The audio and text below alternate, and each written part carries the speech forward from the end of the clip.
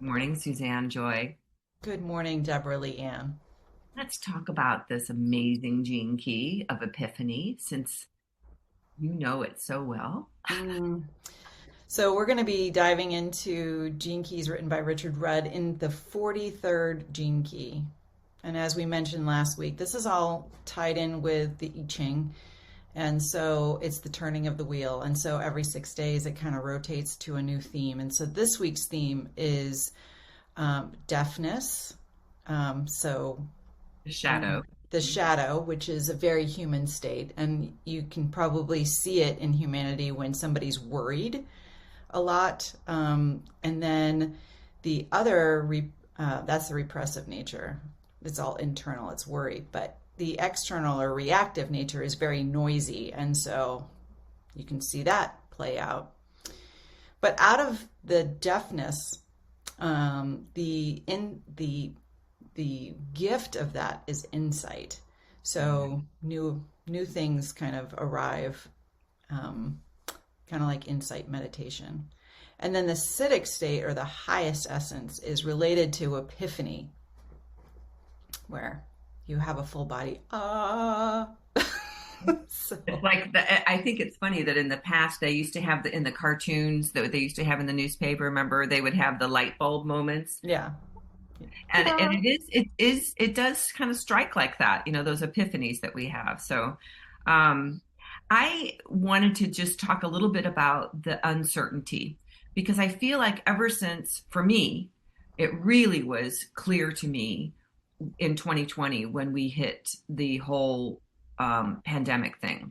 And there was so much uncertainty. And my whole world, my mental, very well planned, programmed world kind of blew up because I couldn't predict anything. I couldn't make a plan because we didn't know if we were going to be able to travel. I mean, everything felt like it was my brain was constantly trying to look for answers. That's when I invested in like BBC and The Guardian and New York Times, and I don't know how many prescriptions and apps I bought because I just wanted to absorb. Would that be the noisy? Absorb as much noise as I could to try to get some answers to put my brain to rest, which of course it never did. So, how else would you describe the shadow of deafness? Well, I was just looking at how he describes it. The worried state that's more of what you were probably dealing with Yeah, because it was more yeah. internal. When you have a reactive nature, it's more external. Like those people make a lot of sound because they can't stand the quiet and the like listening The inward. questions. Yeah, Yeah. the questions. So they talk so they don't have to feel anything. It's like, yeah, it's very different. Um, so how do I feel deafness? I think a lot of it in my life has been when I've worried about the future, um, or you feel it in your body and it feels very anxious. Hmm. Um, and it's like you put all your eggs in the future basket as opposed to living in the now. You're like, oh, that'll Yeah. happen. Like Okay. the happiness will. Um, it felt very external. Like deafness is like so noisy. You're deaf because So you're internal because you're you're not it's listening. all about the external. I get it. So it's all of this. Like if I just kept reading all of these different news sources, I was going to get some answers and I could have my peace, right? Right. Which did That's not where you find the peace. got it. Okay, because I mean, I knew that even back then. I knew that, but it was so clear that I was in that on that hamster wheel of uncertainty, and I just needed to get some answers. I needed to know the Well, way that and came out, the and numbers, how many people were infected. I mean, really, like really, Deborah? I feel like that's a very human thing where we are searching for all kinds of answers externally, but that's the interesting part about this whole thing of our human experience is that um, everyone has their own rhythm everybody has their own way of doing things, but we've been so indoctrinated that it has to look a certain way. And we find these little neat boxes that feel like safety. And really, is it? Or is that just a placebo effect of I'll feel more comfortable if I'm, protected in numbers? When in actuality, you have to be self accepting of where you are. And that's where the peace comes, and that's where your own insights come. And that's where wisdom comes. When Right. we go, I don't need to know the why and the how and then if I just let go and surrender, wisdom can drop in, insight, epiphany. So I'm looking at, we also were talking about numbness last week.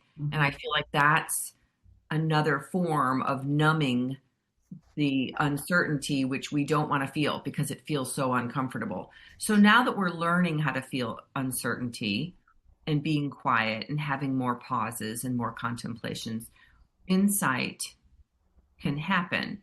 What else happens during insight, do you think? Um, Let me just take a look at my notes. Because you've been living in this one. This one is, I know this Yeah, is this is pretty prominently. close. Yeah. This is pretty close. It's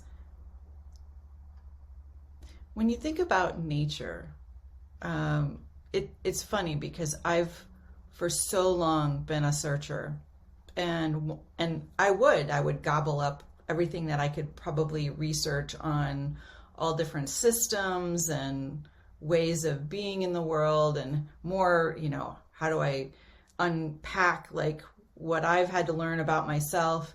And there gets to a point, I mean, I giggle about it, about how simple it is. And knowing that life, nature, is organic and does it all its own. Like, does a tree go, I think I need to grow another 5 feet? I mean, it's like, No. it's, we have all of what we need, just like an acorn, inside of us. And so it's efficient if we just get out of the way, and it does whatever it needs to do. Yeah. And that's huge. This is also Epiphany, the Citic state, the highest consciousness state, is also one of the seven sacred seals, correct? Correct. And so this is one of the seven portals of grace that we as humanity are healing. And then I think what it heals is fear. Is that right? It's rejection, the fear of rejection.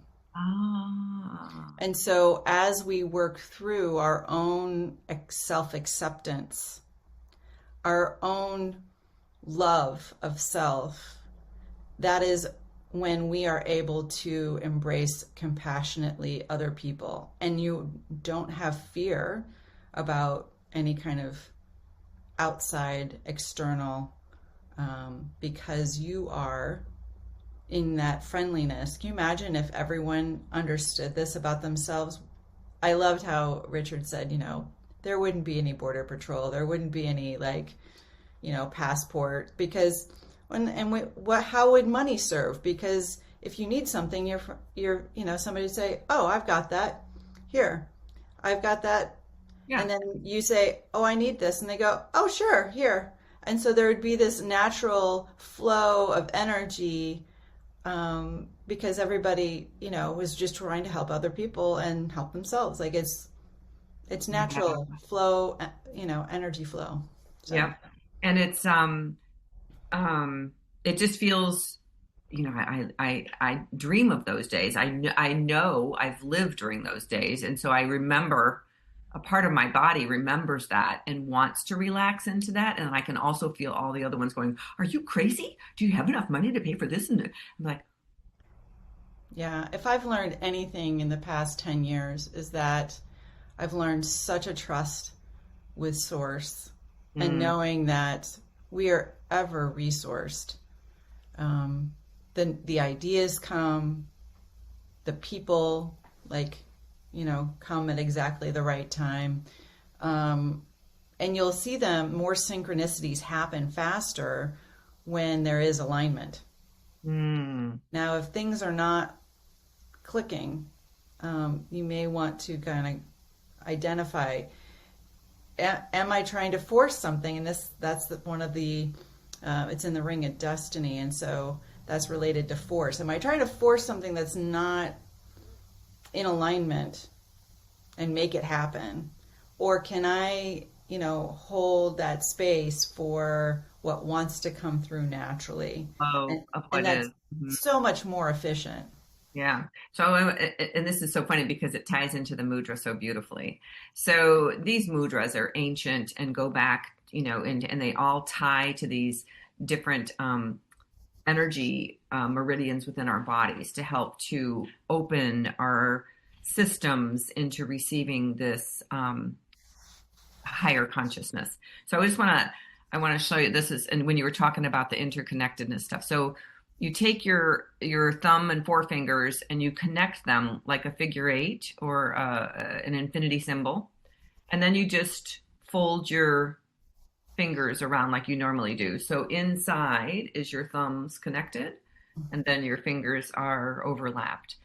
And when you hold this and drop in and just breathe naturally, you allow the light spread. And I can actually feel it like in between I mean, our hands are so powerful and indicative of our action in the world. So if we just allow that interconnectedness and the space to